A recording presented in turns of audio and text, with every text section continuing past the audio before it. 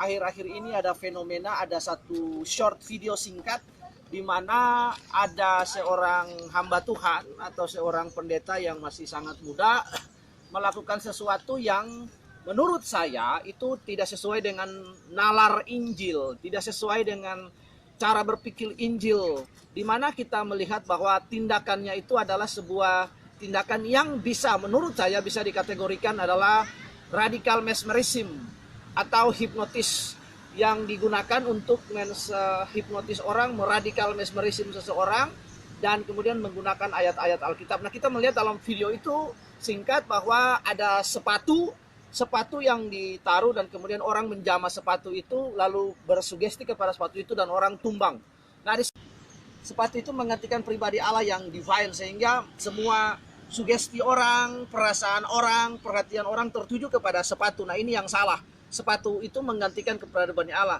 Tidak boleh ada cara apapun, cara penyembuhan apapun, cara doa apapun yang boleh menggantikan kepribadian Allah sebagai objek dari ibadah kita. Jadi Kristus sendiri adalah objek dari penyembahan kita, ibadah kita, pusat kekristenan. Nah, karena itu harus dipahami sekali dengan baik dan dengan benar. Yang kedua, ingin saya sampaikan bahwa Roh Kudus bukanlah personal power yang seringkali dikatakan oleh pendeta-pendeta, oknum pendeta tersebut. Ya, salah satunya seperti seperti Benny Hinn dan lain sebagainya. Kemudian juga ada pendeta-pendeta di Indonesia yang suka sekali mengibas-ngibaskan jasnya dan memutar-mutarkan pakaiannya dan berkata wus was wus, kemudian orang tumbang kiri kanan. Nah, jadi saya mau tekankan bahwa Roh Kudus sekali lagi bukan personal power atau bukan suatu tenaga dalam, sebuah tenaga inti yang kemudian bisa dipindahkan. But Holy Spirit is the God.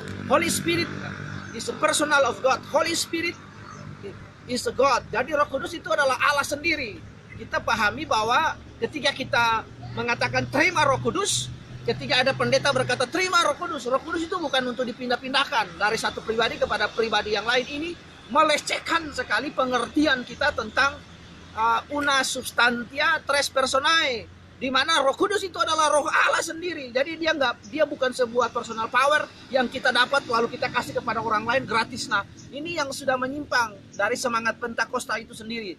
Nah, kita melihat dari semangat Pentakosta di mana orang mulai menggantikan, memang dalam Alkitab ada Paulus menggunakan sapu tangannya.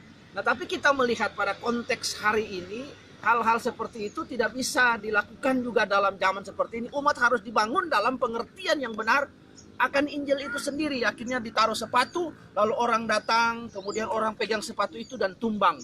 Nah, ini cara-cara mesmerism, cara-cara hipnotis yang juga menggunakan Alkitab, dan ini lumrah digunakan di gereja-gereja di Eropa pada abad-abad pertengahan. Nah, kita melihat di situ. Jadi pengertian-pengertian yang benar kita harus bangun berdasarkan kaidah yang benar tentang Injil itu sendiri sebagai otoritas hidup orang percaya. Alkitab atau ayat-ayat yang dia kutip benar, tetapi penafsiran di dalamnya ada konteks, ada pengertian kepada siapa, mengapa, why, dan bagaimana, itu harus dipahami dengan baik dan jelas. Dan Alkitab sudah final, paripurna bagi kita, karena itu tidak boleh ada lagi pernyataan lain, nubuatan lain, penglihatan lain di luar Alkitab, karena Roh Kudus akan bekerja selaras dengan Alkitab, 66 kitab, 39 perjanjian baru, 39 perjanjian lama, 27 perjanjian baru yang sudah paripurna bagi kita, klop, fulfillment, prophecy yang sudah dipenuhi nubuatannya. Jadi tidak ada lagi nubuatan-nubuatan apapun, dan pernyataan seorang hamba Tuhan yang tidak selaras dengan Alkitab tidak pantas untuk diikuti. Satu-satunya pernyataan yang kita pedomani, yang kita ikutin, cuman pernyataan sola scriptura sebagai fundamental hidup orang Kristen. Tuhan Yesus memberkati. Shalom.